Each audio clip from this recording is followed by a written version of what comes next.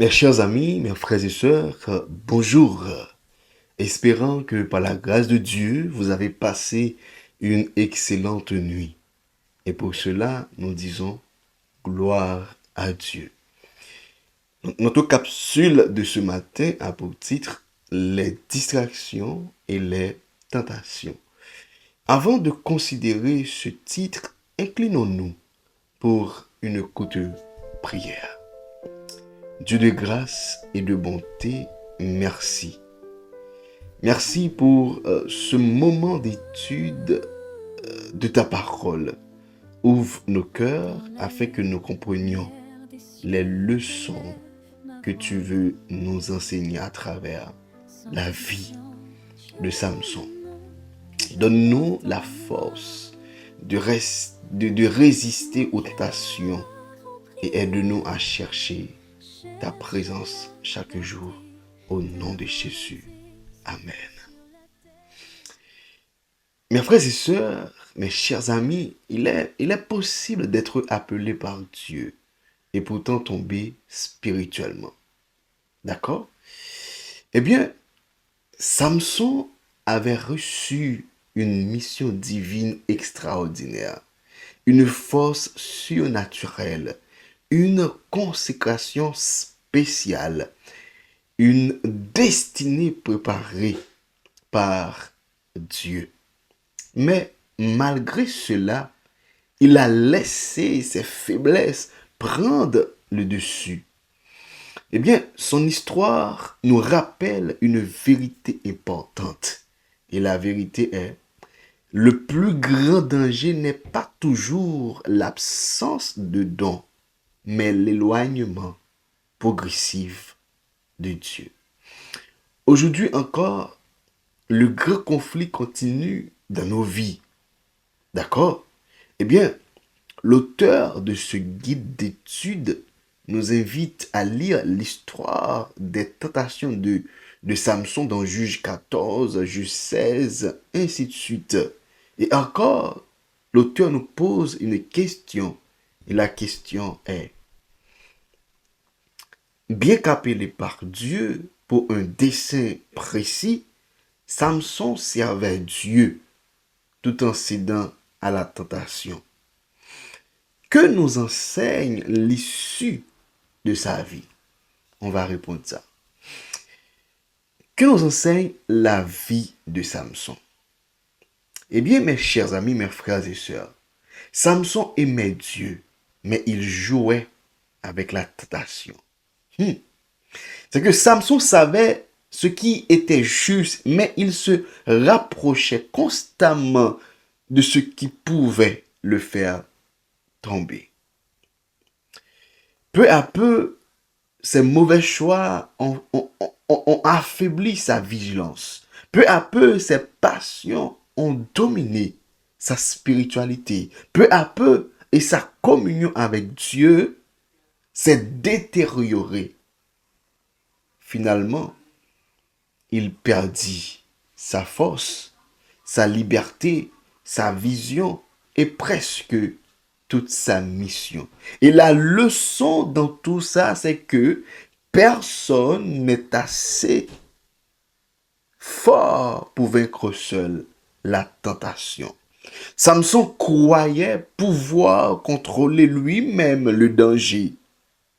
Mais lorsqu'on nourrit ce qui nous éloigne de Dieu, bien le péché finit par toujours nous dominer. Mes frères et sœurs, une chose à savoir, c'est que le grand conflit est aussi dans notre vie. Ok? Et le texte dit que Satan fait tout pour nous empêcher d'avoir une relation profonde avec Dieu. Et souvent, il n'utilise pas forcément des choses mauvaises, non. Mais Satan utilise parfois le travail, les réseaux sociaux, les divertissements, juste pour éloigner de Dieu, les sports, les achats ou même certaines préoccupations normales de la vie. juste pour nous éloigner de Dieu. Le problème n'est pas toujours la chose elle-même, mais la place qu'elle prend dans notre cœur. Quand tout prend notre temps, sauf Dieu, notre vie spirituelle devient automatiquement faible. Jésus dit dans Matthieu 6, verset 33, cherchez premièrement le royaume de Dieu. Dieu ne veut pas être une option après toutes nos occupations, mais Dieu veut être priorité. Dieu veut être le premier. Dieu veut être le d'abord. C'est que Dieu pas voulu une deuxième option, mais Dieu voulait une priorité. Cherchez premièrement le royaume et la justice de Dieu, et toutes les choses seront vous données par-dessus. Mes frères et sœurs, verset ça, c'est verset.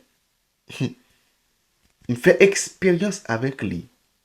Parfois, vu avec préoccupation, la vie, hein, charge que gagne sous dos, mais on sentit que le matin, pas même bien temps pour prier, c'est sorti pour aller chercher la vie.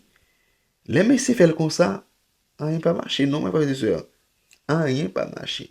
Mais lorsque moi prends du temps, moi prier, moi prends du temps, moi chercher une relation avec bon Dieu, moi lis la Bible, moi chanter, moi prier, moi remettre bon Dieu journée, hein, et bien ça que m'était espéré, hein, moi joindre.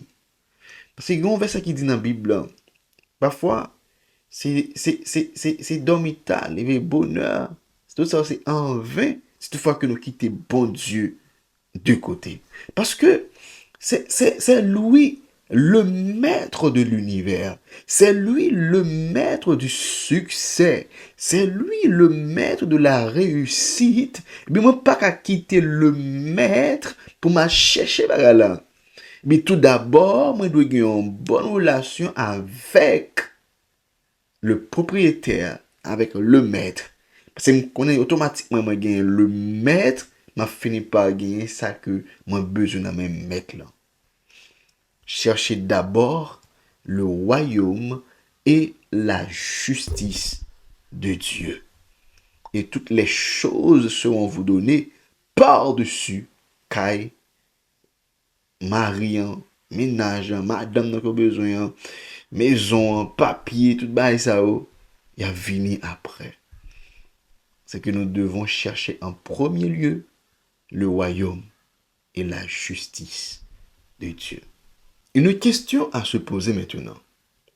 Pourquoi Jésus résistait-il toujours à la tentation? Contrairement à Samson, Jésus ne comptait pas sur sa propre force humaine lorsqu'il était sur la terre. Mais étant Dieu, il prenait du temps pour prier, pour se retirer, pour parler avec son Père. Les évangiles montrent souvent Jésus seul en prière. Luc parle de ça. Luc 6, 12. Marc parle de ça. Matthieu 14, verset 23 parle de ça. La raison, c'est parce que Jésus savait que la communion avec Dieu donne la force de résister. La victoire spirituelle ne vient pas de notre volonté seulement, ni de notre intelligence, mais d'une relation vivante avec notre Dieu. Mes frères et sœurs, mais comment la parole de Dieu peut-elle nous aider dans tout ça?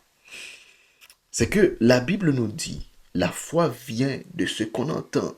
Et ce qu'on entend vient de la parole de Dieu. Mes frères et sœurs, quand nous lisons la parole de Dieu, notre foi grandit. Notre esprit devient plus fort et nos pensées changent. Et Dieu lui-même nous éclaire sur nos combats. La parole de Dieu.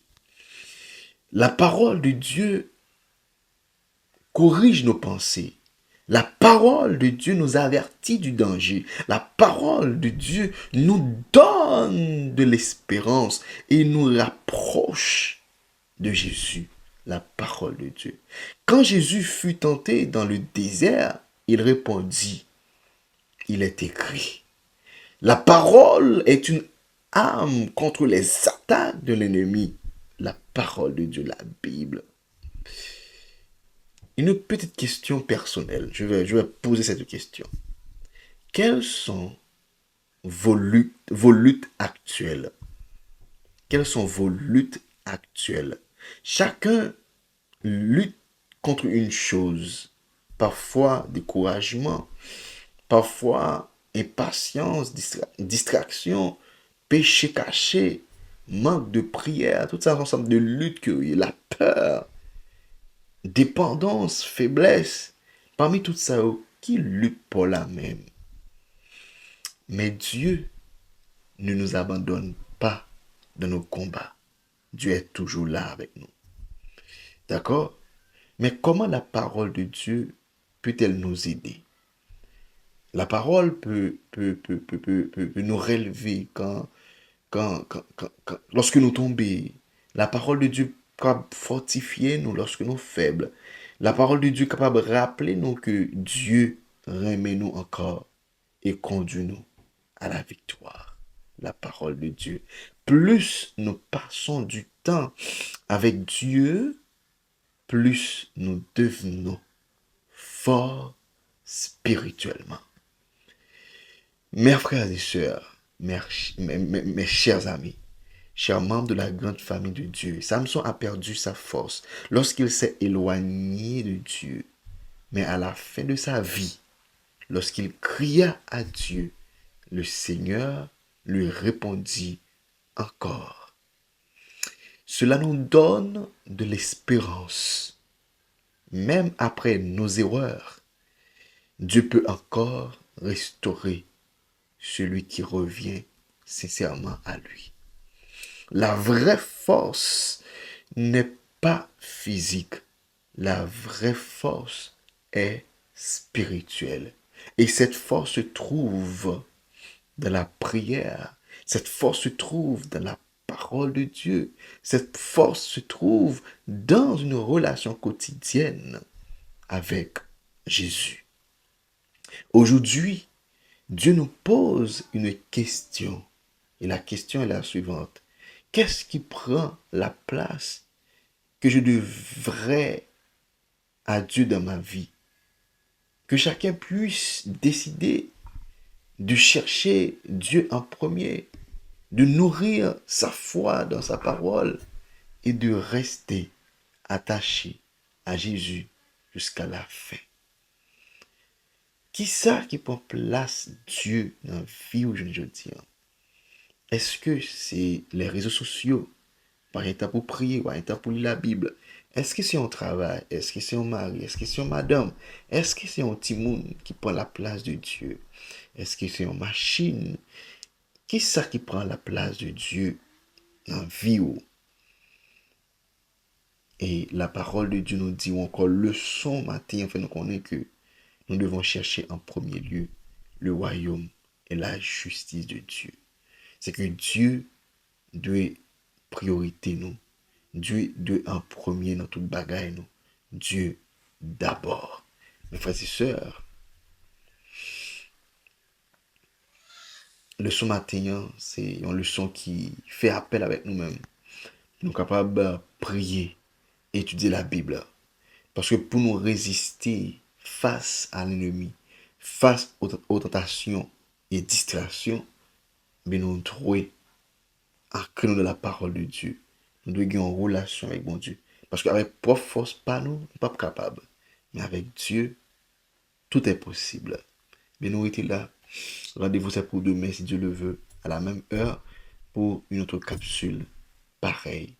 Bien, nous demandons de partager le son pour nous.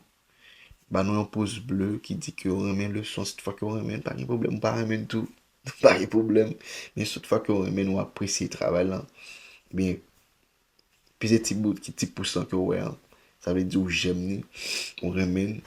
Cette fois que vous pas abonné avec page là, abonnez kounya là parce que et automatiquement nous la gon vidéo, on va joindre. OK, on va joindre une notification. Mais on nous partager parole là parce que ensemble nous voulons grandir. Moi pas parler sans vous et au même tout ou pas de aller sans moi. C'est ensemble n'a les voix nous. C'est ensemble n'a chauffer foi nous pour qu'on capable attendre Jésus-Christ qui vient pour venir chercher nous. C'était votre serviteur, votre ami Guy Caleb. Ciao, à demain si Dieu le veut. Shalom.